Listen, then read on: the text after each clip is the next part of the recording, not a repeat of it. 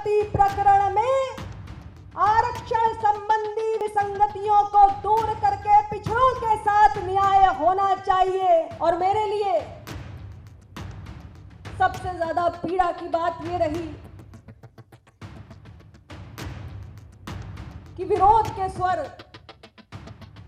सबसे पहले अपनों के बीच से ही उठने लगे, लेकिन मैंने अपने मन में ये संकल्प लिया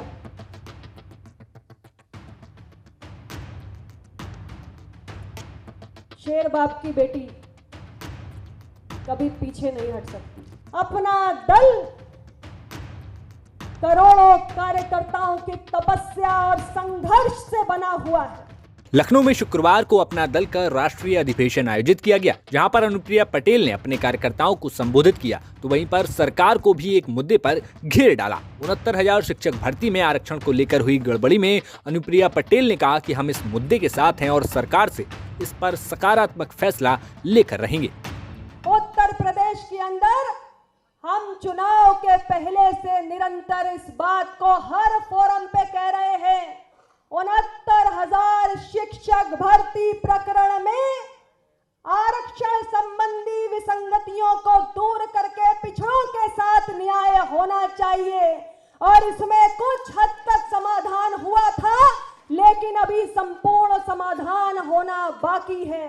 और इस बात को हम निरंतर उत्तर प्रदेश की सरकार के मुखिया के समक्ष भी रख रहे हैं और अपने सहयोगी दल की टॉप लीडरशिप के साथ भी बात कर रहे हैं, और इस मसले पर हम लगातार आवाज उठाते रहेंगे।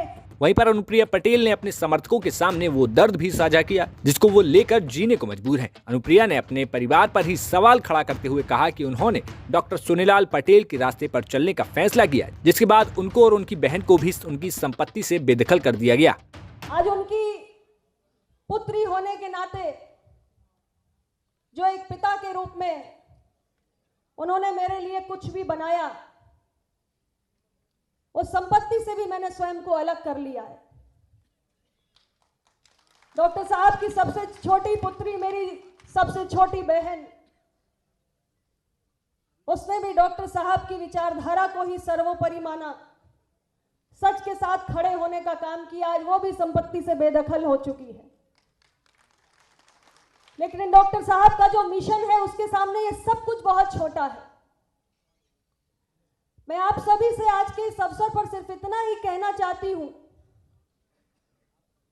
कि आपकी पार्टी की ताकत दिन रात बढ़ रही है। डॉक्टर सोनेलाल पटेल साहब कहते थे,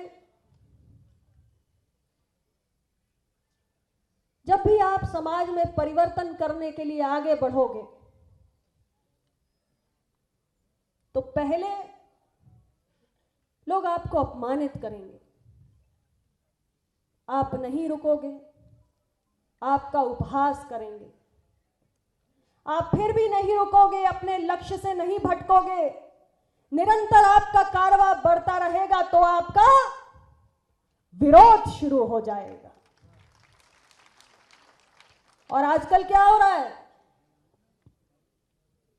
पिछले कुछ चुनाव में अपना दल का स्ट्राइक रेट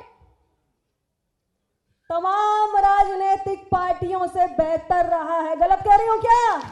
इतना ही नहीं, इसके बाद अनुप्रिया पटेल ने कार्यकर्ताओं को राजनीतिक साजिशों से भी सावधान होने की बात कह डाली।